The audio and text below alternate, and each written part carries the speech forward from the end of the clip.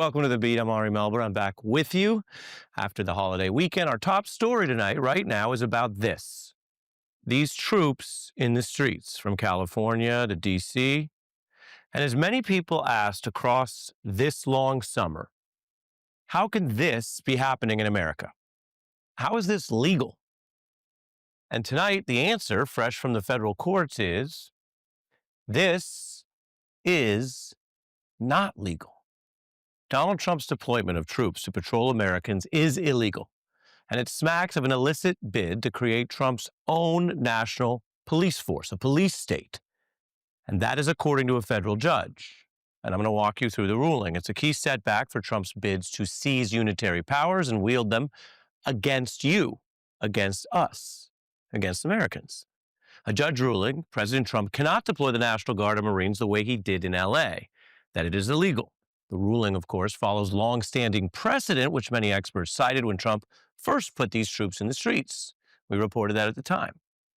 The ban on soldiers patrolling citizens is well known in this country. Anyone with U.S. military experience or legal experience or any recent interaction with a history textbook, quite frankly, knows the limit. It's under a 19th century law, posse comitatus, and the judge ruled Congress has forbidden the president to use the army for the purpose of executing general laws. That's just a fancy way of saying for law enforcement, except when expressly authorized by the Constitution or an act of Congress. This ruling against Trump also has some damning evidence, how the Trump administration's own training materials note the law barred troops from doing the things Trump wanted them to do. You can see it here. This is a PowerPoint training slide that was included in this ruling against Trump today. And I'm not going to read all of it, but it's bad for the Trump administration because it shows how these very troops, under these legal restrictions, were warned the Posse Comitatus Act, PCA, prohibits them from law enforcement functions on Americans like traffic control or crowd control. And the judge found Trump appears to have an illicit purpose of calling National Guard troops into other cities across the country, thus creating a, quote, national police force with the president as its chief. Now, that's a warning about the kind of autocratic national police forces that we tend to see in other countries, in less democratic countries. The judge saying no national police force should operate like that in America under Trump or any leader, not a partisan statement, not a blue or red thing, but that we are not a police state and we're not about to become one when we have actual laws followed and judges overseeing the government. Now, rhetoric about Trump can be intense in politics. And he, of course, did try to steal the 2020 election that he lost. And lately, he's been musing repeatedly about being a, quote, dictator, or why some people like some things dictators do. But this is not politics, what I'm telling you about tonight. And this is not Democrats warning about him or trying to make him sound really bad for potentially their own purposes. This is the concern based on the evidence from a measured federal judge. A judge who's noticed that the kind of sweeping police force powers Trump is seeking could also be used to push the military into our elections.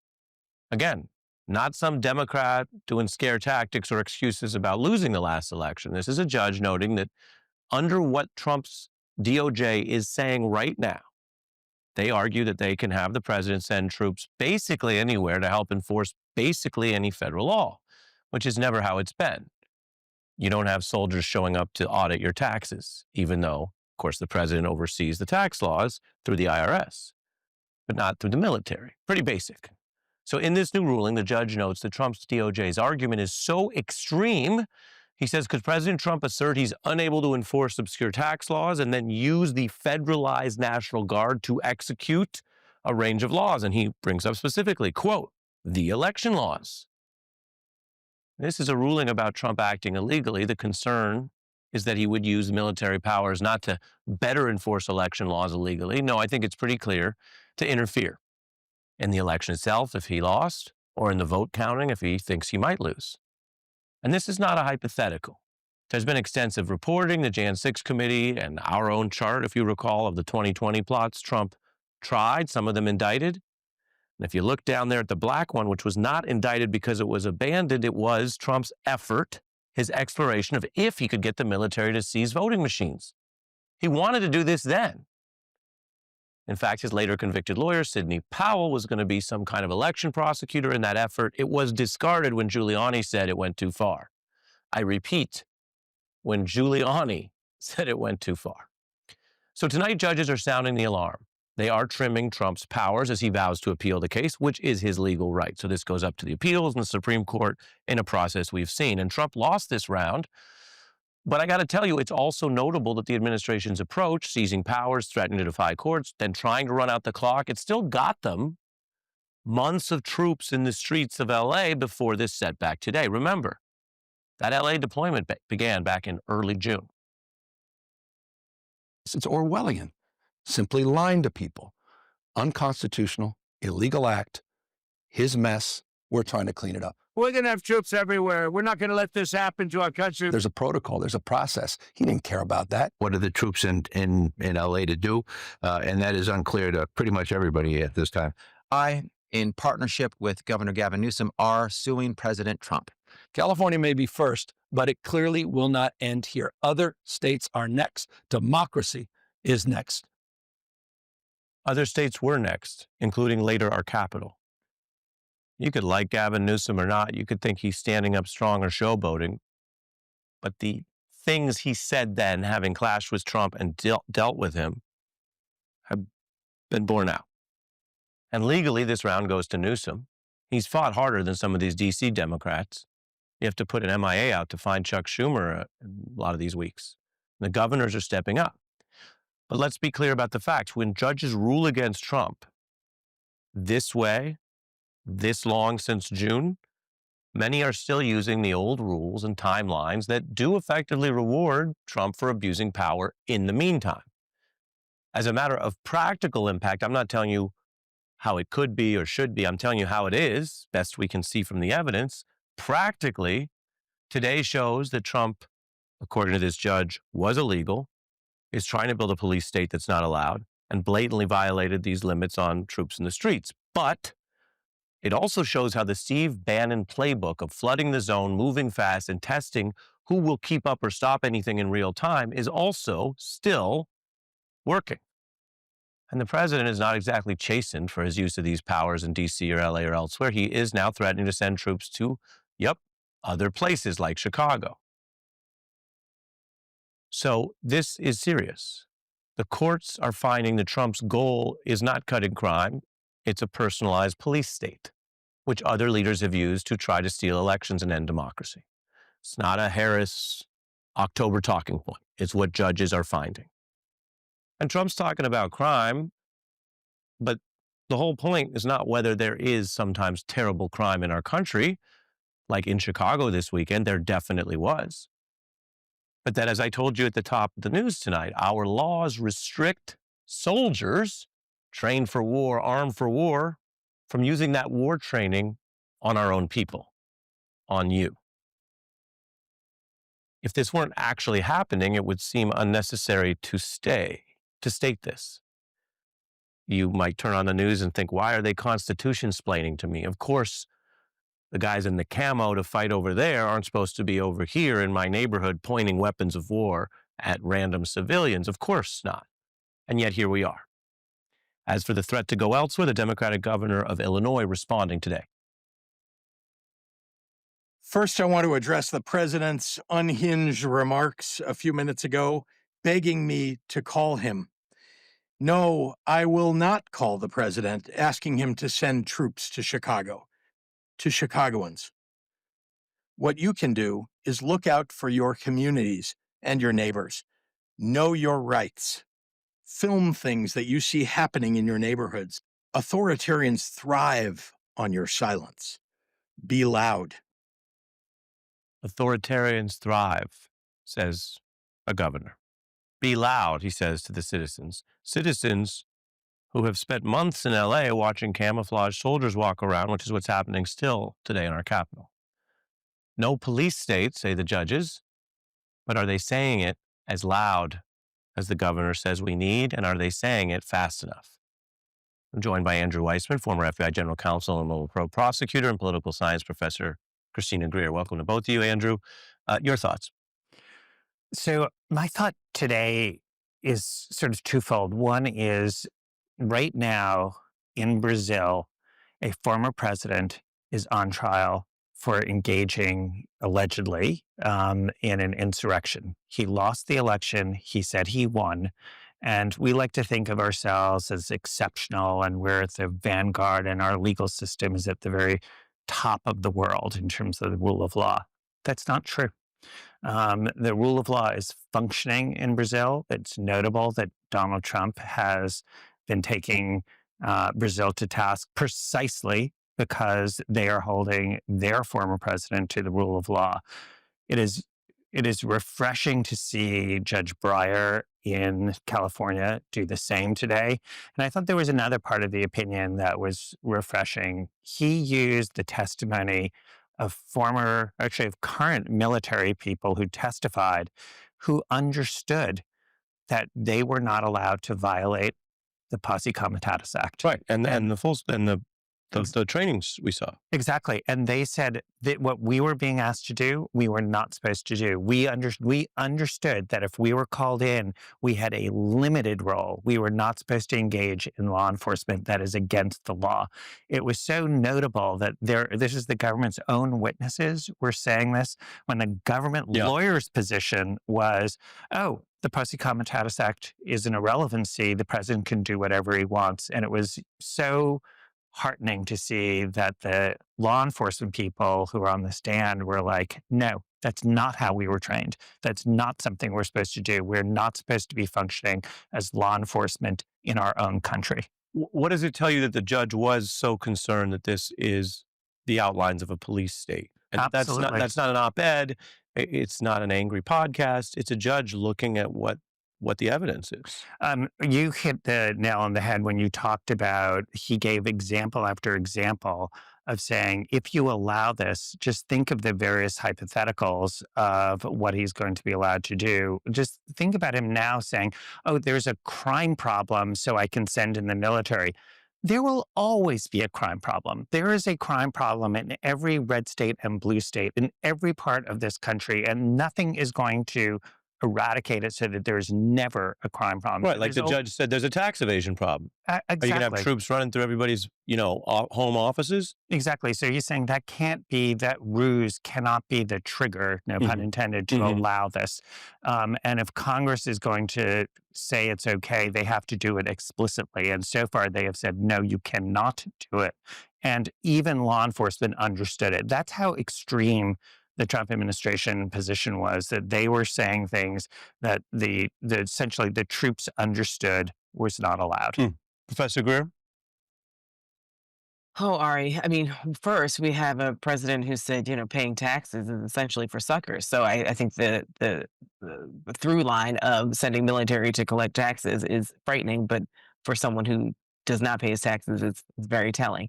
I do worry, though, Donald Trump is on his revenge tour, clearly targeting Black mayors. Luckily, we do have, Governor Newsom, Governor Pritzker, Governor Moore stepping up. But to your point, Ari, the way you laid it out, Steve Bannon said, we're going to throw so much at the American people, they won't be able to keep up. We know that in D.C., you've got 12 people circling one person with, a busted taillight, and we don't even know where they're whisked off to. I think far too many Americans don't understand the real threat that we are currently in.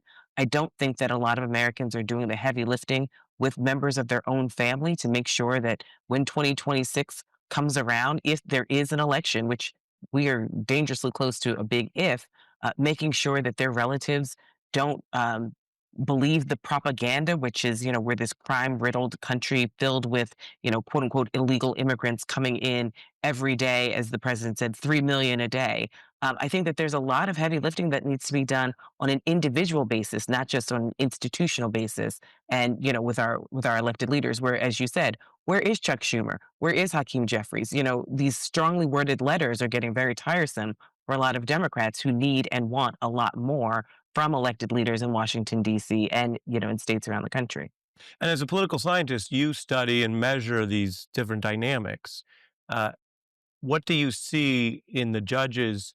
They go home tonight and say, oh, it was hard to do. Military cases, they don't love those type of cases. I think Andrew and I could both tell you that. They say, but we stood up. And Bannon high fives someone. I'm using him as an example, and says we got 2.5 free months of that. I mean, is that an issue in whether judges have caught up to how things work now?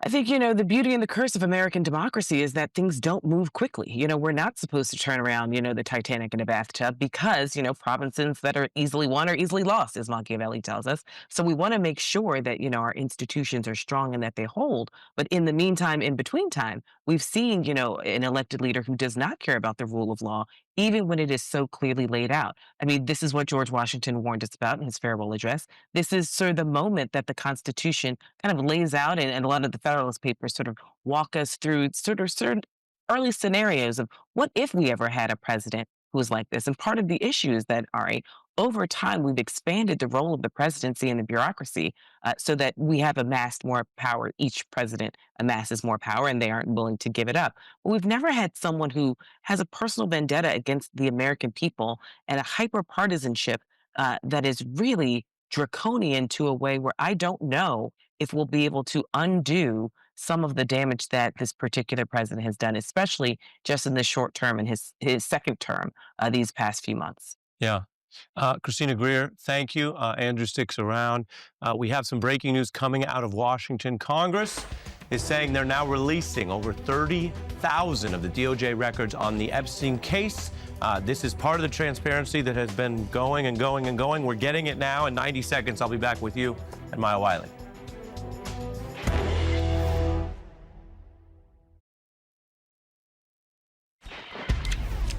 We're following breaking news out of Washington. Congressional Republicans, using one of the oversight committees, have now released over 30,000 pages of Epstein-related records, which they say they got from the DOJ. Now, this is a big deal because if you go back to the middle of the summer, Trump and his allies were claiming they wanted this story done and over and not coming back in the fall when Congress reconvenes. On the other hand, we're just sifting through these now. Some of the materials are obviously not new and thus not really effectuating some great new insight. For example, we can see in the early summary of the records, it includes the DOJ Maxwell interview, which, if you watch the news, has been out for some time. With all of this swirling around on Congress's first day back, I want to bring in Maya Wiley, former SDNY civil prosecutor. Andrew Weissman, Legal Eagle, is still here. Maya, something is happening, but that something may be nothing. When you look at this, some of the items, of course, as mentioned, are not new. And thus it raises the question whether the Oversight Committee is trying to do a thing or just look like it's doing a thing. On the other hand, Trump would rather that none of this was being talked about. He's asked for that. So how do you view this sort of pseudo transparency? Well, first of all, what took them so long?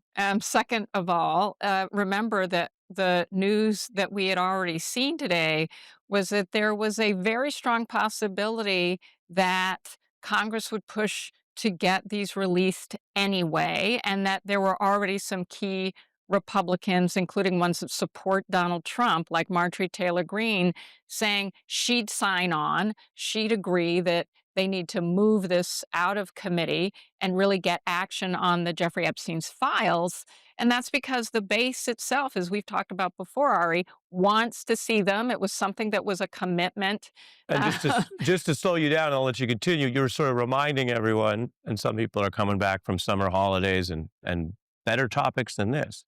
You're reminding everyone that the pressure was coming up through Congress because of this discharge petition that basically that Mike Johnson was losing control of this decision either way. That's correct. And discharge petitions, this sounds very formal, but all it really means is when leadership isn't moving, when something's not moving through committee, it's been sitting around for a long time, it is possible for the members of Congress to simply say, look, there are enough of us that want it out there that we're just going to skip the line here and push it and have it done. And that's why I'm saying we had people like Marjorie, we had a Republican, Representative Massey from Kentucky saying, I want to see him out, and Marjorie Taylor Greene signing on. They only needed 3 more Republican votes for the discharge, and that's important to note because the way I see this is their hands were forced. Andrew? I don't do math in public, but this is the way that I look at this. You mentioned that they released today roughly 30,000 documents, but the government has said to a federal judge that they have 300 gigabytes of documents Mhm. pursuant to the investigation they did into Ghislaine Maxwell and Jeffrey Epstein. This is a pimple on an elephant. I mean, this is a grain of sand on the beach, whatever metaphor you want to use. I mean, talk about death by 1,000 cuts. I mean, this is such a non event in terms of if you actually want to have transparency, where are the 300 gigabytes of documents? You can redact names of victims and certain personal identifying information, but this is not transparency. Maya, why are we still talking about this today? Johnson famously adjourned Congress early to just try to get some time and space away from this, and now it's the first thing roaring back. And I'm going to play in a moment. Everyone's expecting this press conference tomorrow, where we're going to hear from more of the Epstein victims. But so why are we back to this? Well, first of all, I think Andrew said it well. This is not just about what is true transparency and the fact that it hasn't gone away because Donald Trump himself and his own leaders made this a major issue for their base. Their base isn't going away. And I think you at least showed an image of Haley Jackson's interview with survivors who are coming forward, are very angry. It's very clear that the American public is saying, why are you hiding it? The why question is a big one, and it's not going to go away because as a community of folks across the political spectrum are making clear, it's like this is just too big. There are too many victims. There's too much that has been said in public about what exists, and it isn't going to go away. That's been clear for a long time, and certainly that's why we see the committee releasing what it's released. At the end of the day, it's about what the Department of Justice is going to release and what Donald Trump is going to allow, which is why the fight's going to continue. Yeah, those Epstein victims speaking tomorrow through a bipartisan organized presentation. You mentioned NBC's Hallie Jackson, brand new interview. We're going to see that new piece of some of that right now. Show of hands, did any of you hear from the Justice Department before they released that memo, that 2-page memo earlier this summer? No hands. Were any of you told that Todd Blanche would be speaking with Ghislaine Maxwell prior to that interview over the course of 2 days? No. No. Were any of you told about the prison transfer that Ghislaine Maxwell? No. Do any of you feel that the DOJ has communicated with you enough this year? No. Have any of you had any communication with the DOJ? No.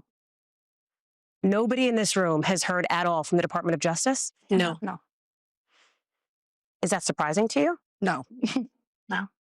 It should be. It should, yeah, Right? it should be. You would think. It's their job. This is the center of this whole entire case. They are the center. Why would you, Ghislaine Maxwell, let's get this right before the narrative changes. And I believe that so strongly that is the intent of her. She's trying to rewrite history. It's And it was almost like she was given that platform to do that. And that is not acceptable on any terms. Andrew, it is so striking that after all of this, Maxwell is the one who's benefited. She's the convicted co-conspirator of Epstein. And we hear from these victims about a Trump DOJ that doesn't even make a showing of consulting them. So as Maya and I know, having been in the Department of Justice, those people who just saw, that's why you are in the department.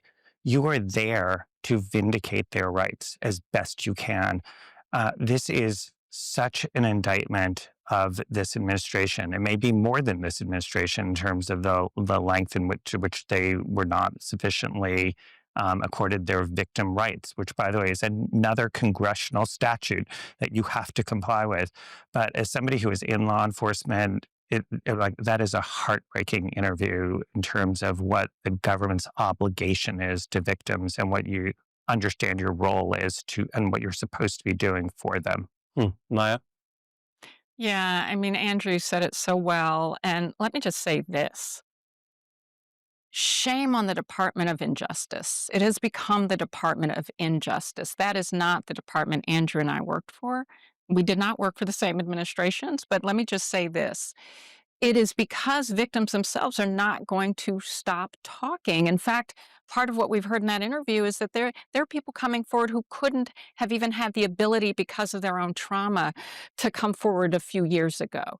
This is also re-traumatizing for them, but also if we don't care, I mean, you just had the story that is so important earlier, Ari, about the way in which Donald Trump is trying to take over local law enforcement. Well, here is law enforcement he is directly responsible for. Whether or not, if he cares about public safety, if he cares about whether people are victims of crime, how about every last one of those women? Well put, and we appreciate it. I want to thank both of you, and we will be right back.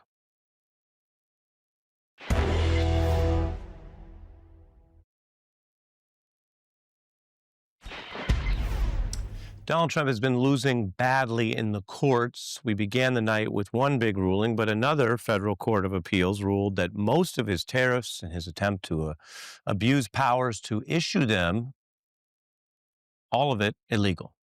The decision, if it stays, would block many of the sweeping country tariffs and import taxes that he has set up, the Post reports.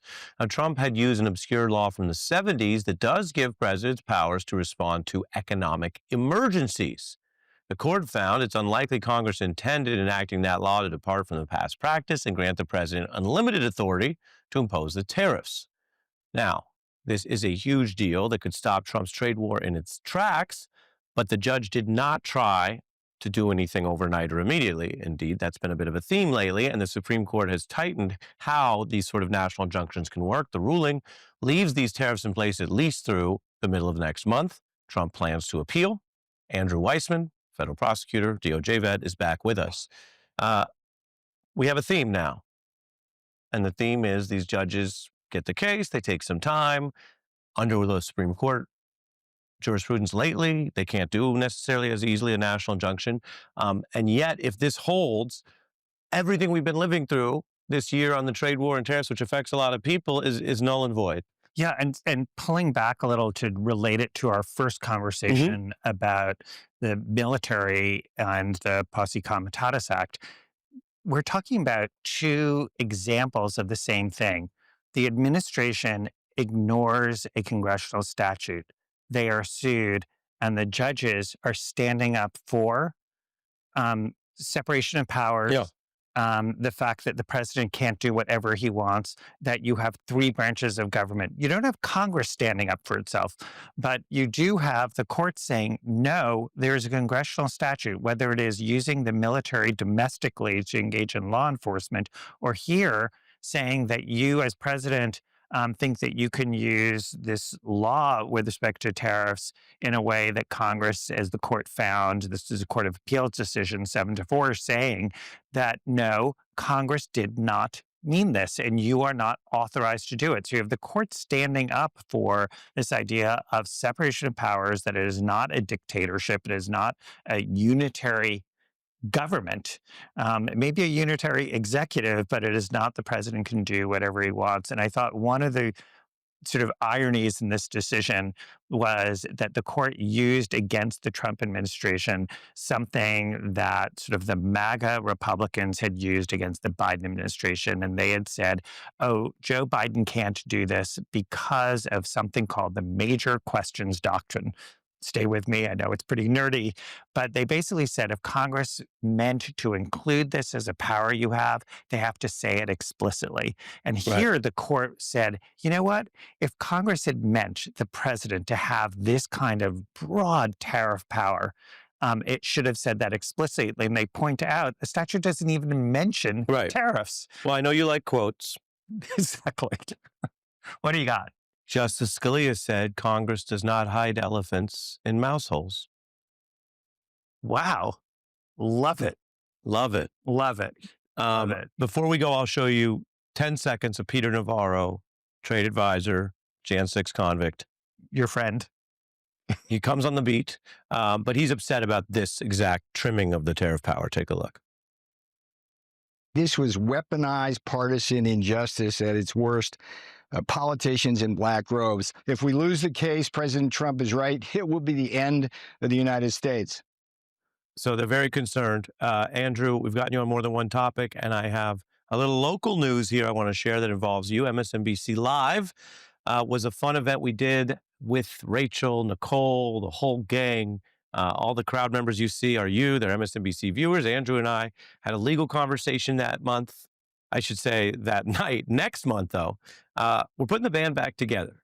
I'll be there with Andrew, and we're going to talk law, news, and do a fallback segment. This is with an MSNBC in-person audience. Go to MSNBC Live 25, msnbc.com/live25. Get your tickets. You can see all of us you see there on screen. It's in Manhattan, New York City, Saturday, October 11th, msnbc.com/live25. And we will be right back.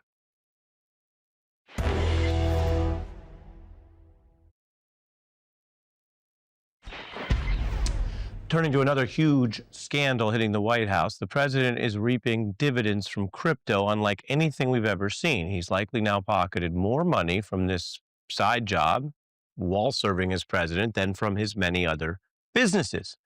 The Fox News sister outlet, the Wall Street Journal, reporting the Trump family has pocketed about $5 billion. That's $5 billion through the launch of a virtual cryptocurrency, most of that occurring this year while Trump is president. It is likely the family's most valuable asset, exceeding their real estate. The entire project raises questions about conflicts of interest and secret lanes to influence a sitting president. It opens up a gusher of foreign money, and remarkably, it shows how Trump's business and personal standing is benefited by his political job. That is, of course, the exact opposite of his many claims that because he was rich, he'd be above and apart from the usual pressures on politicians. In fact, he is now doing more side work and side business and having more conflicts than any president in history. Trump exploiting his elected power also to change policy in ways that benefit him and his family. We've been pushing the market of crypto and Bitcoin and all of it, everything. Make America the crypto capital of the world. I launched it. I heard it was very successful. I haven't checked it. Where is it today?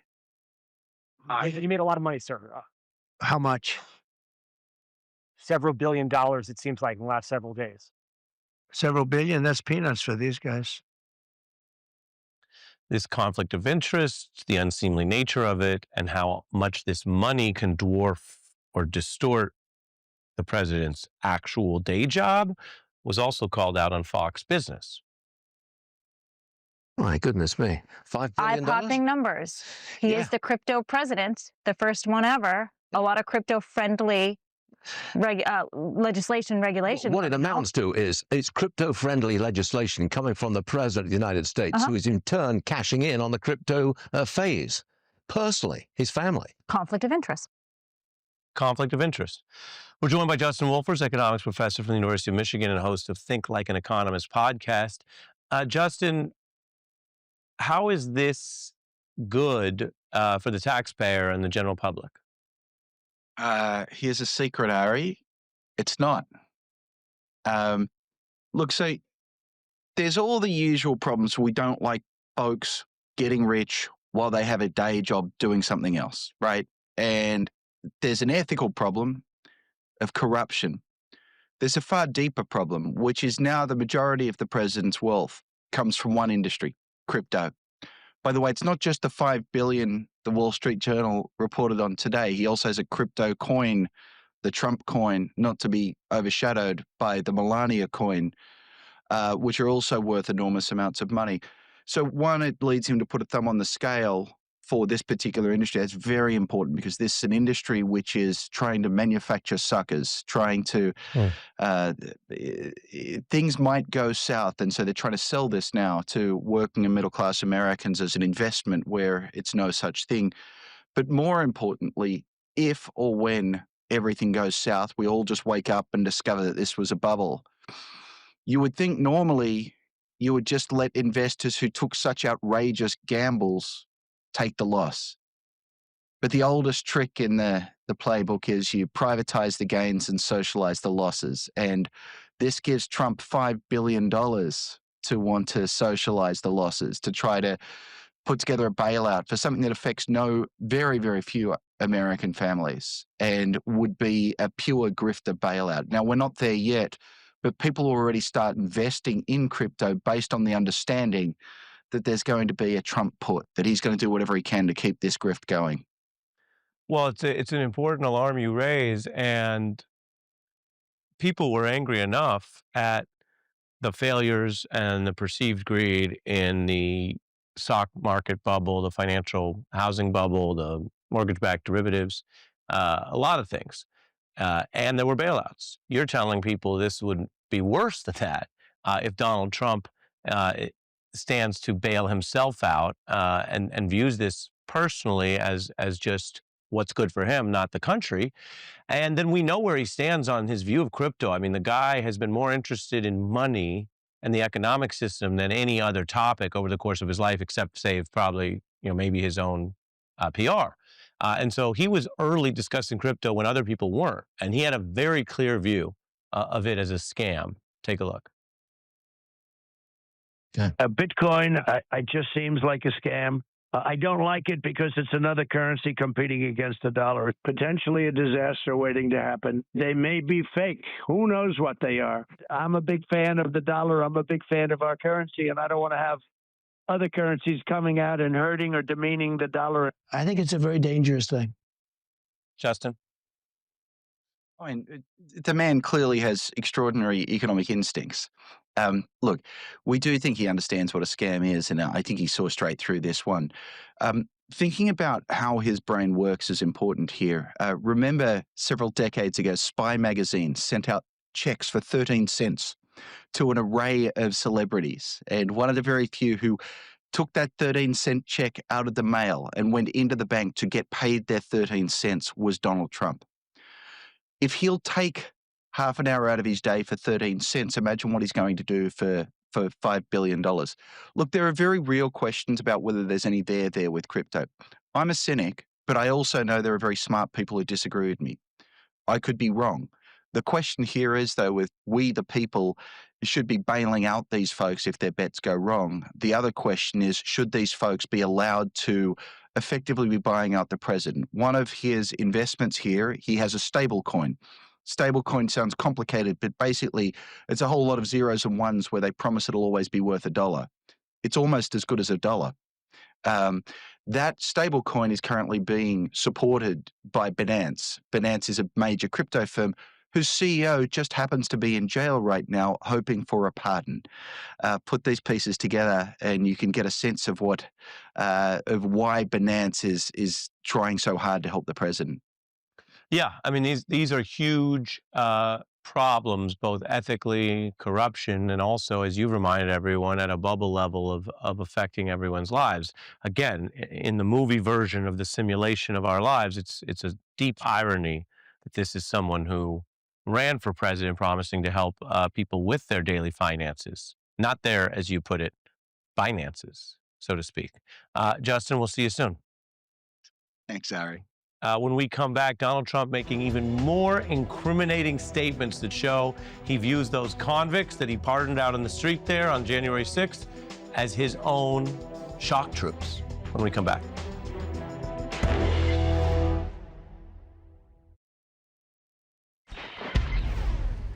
You remember those days right after January 6th? There were a lot of Trump defenders who tried to distance him from the people who stormed the Capitol.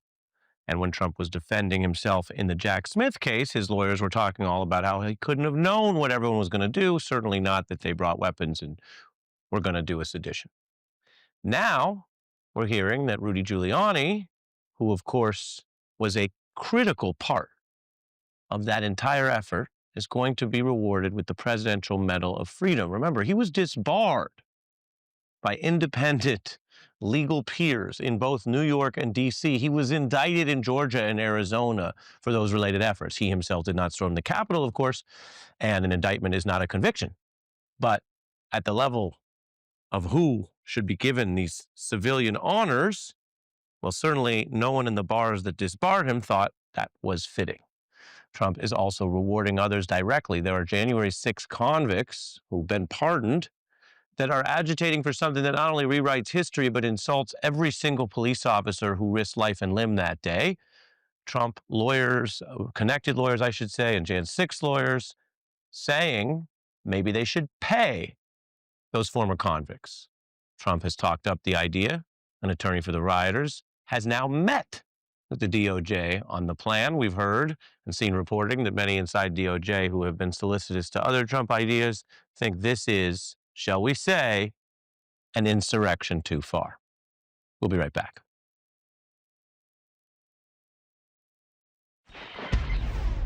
President Obama has a tradition of sharing the music he's listening to and new books he's reading. It's just kind of one fun thing apart from all the politics. And we have some book news. The president has announced that Chris Hayes' book, The Siren's Call, is on his 2025 summer reading list. Obama says the book is a useful primer on social media and the attention economy and how they have, quote, warped our democracy and reshaped our lives. This is really an awesome honor for our colleague Chris Hayes. He has addressed it. He read the book, which is incredibly cool. Really genuinely an honor to make that list and have him comment about the importance of this book that I worked so hard on. Amen to that. It is pretty cool. And so Chris mentioned it. We thought we'd tell you in case you didn't see that. And a congratulations to full disclosure, our colleague and friend, Chris Hayes. You can also check out the book if you're interested. And that's it for us. The weeknight starts now.